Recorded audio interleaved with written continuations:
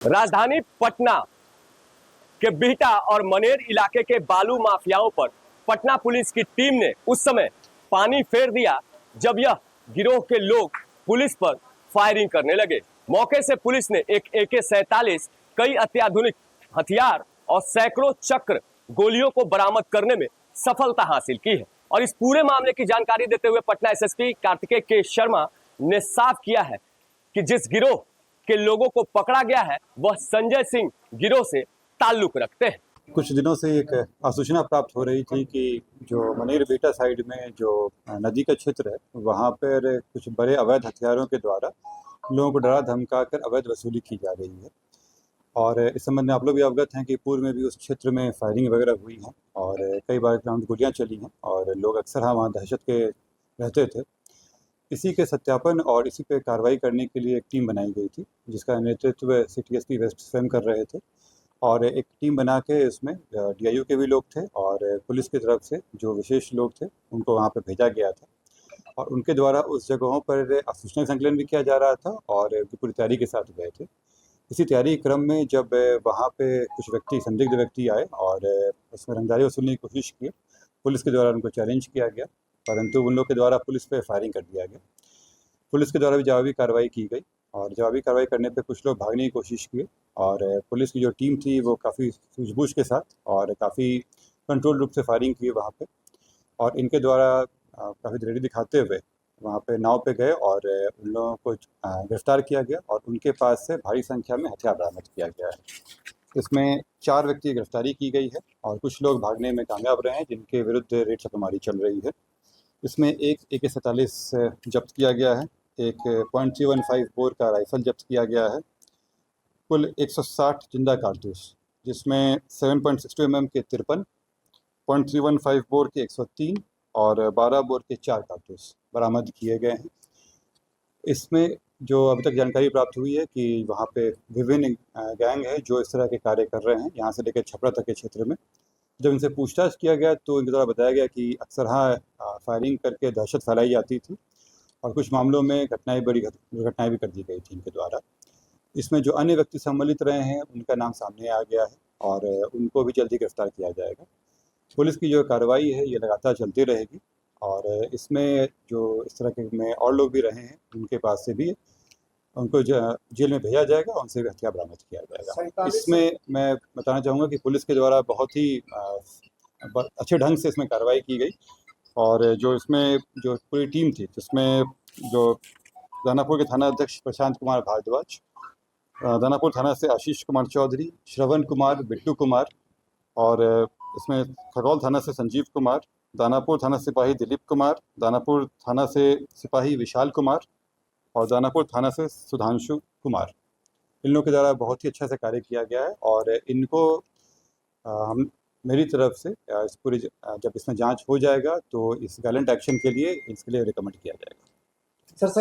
47 के कारण जब इनसे पूछताछ किया गया है तो जो व्यक्ति का बताया गया है कि ये 47 लंबे समय से रखा जा रहा था और खासकर कि इन 3 महीनों में जब नदी में काफ़ी पानी रहती है तो इन लोगों के द्वारा नाव पे वहाँ दहशत फैलाने के लिए कई बार फायरिंग भी किया जाता है और वहाँ पे नावों से वसूली भी की जाती है।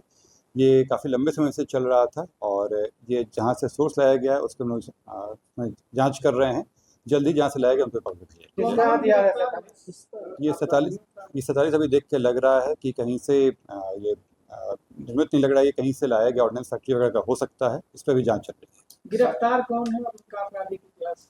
4 व्यक्ति गिरफ्तार हुए हैं, इसमें से 2 छपरा के रहने वाले हैं, एक पटना जिला का रहने वाला और एक भोजपुर का है।